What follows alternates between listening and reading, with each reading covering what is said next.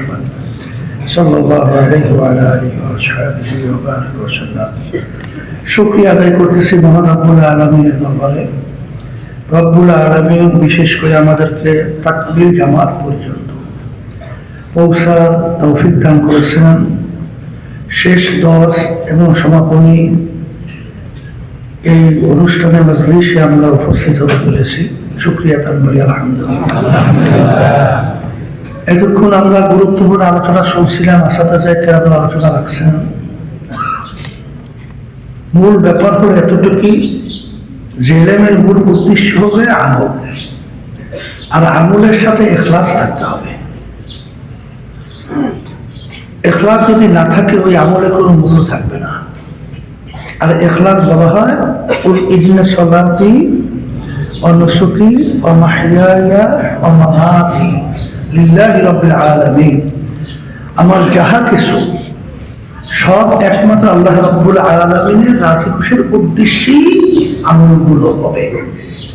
যদি এতটুকু আলহামদুলিল্লাহ আমরা এই শেষ 10 থেকে আজকে সমাপনী এই মজলিস থেকে যদি আমরা গ্রহণ করতে পারি, তাহলে আল্লাহর রহমতে আমরা দুনিয়াতেও সম্মানিত হব, আখিরাতে আল্লাহ সম্মানিত করে উঠাবে। দোয়া করি আল্লাহুম্মা আমিন। রব্বানা আতিনা ফিদ দুনিয়া হাসানাহ ওয়া ফিল আখিরাতি হাসানাহ ওয়া কিনা আযাবান নার। আল্লাহ আপনি আমাদের জীবনে সকল গুনাহ খাতা মাফ করে দেন। আল্লাহ আমার ছাত্ররা আল্লাহ বিশেষ করে হাফেজরা পাগলি নিসান সেই দর্শের মধ্যে আল্লাহ সমাজের অনুষ্ঠানের মজলিসের মধ্যে আল্লাহ এদেরকে আপনি খাকে নায়েবে রাসূল খাপকারী আলেম এবং বিশেষ করে হাফেজে বা আমল আলেমে বা আমল হিসেবে কবুল করে নেন। আসাদায়ে কেরাম সহ আমরা যারা খেদমতে আছি আমাদের সবাইকে আপনার খাস বান্দা হিসেবে কবুল করে নেন। আমাদের দর্শকে আপনার রেজামতের জন্য কবুল করে নেন। মাদ্রাসা সহ আল্লাহ যাহা কিছু আমরা কাজকর্ম করতেছি একমাত্র আপনার রেজামতের জন্য করার তৌফিক দান করেন।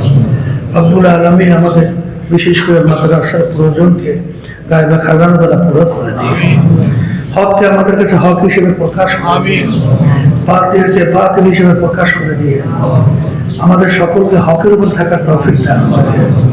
আল্লাহ বর্তমান সময়ে যে সিদ্ধান্ত নিলে আপনি খুশি হবেন, রব্বুল আলামিন দেশে ইসলামের মানবের কল্যাণ হবে এইভাবে সিদ্ধান্ত নেওয়ার আমাদেরকে তৌফিক দান করে। মালিক আপনাদের সব সফলতা করলাম দয়া করে কবুল করে নিন। سبحان ربك رب العزة عما يصفون سلام على المرسلين الحمد لله رب العالمين।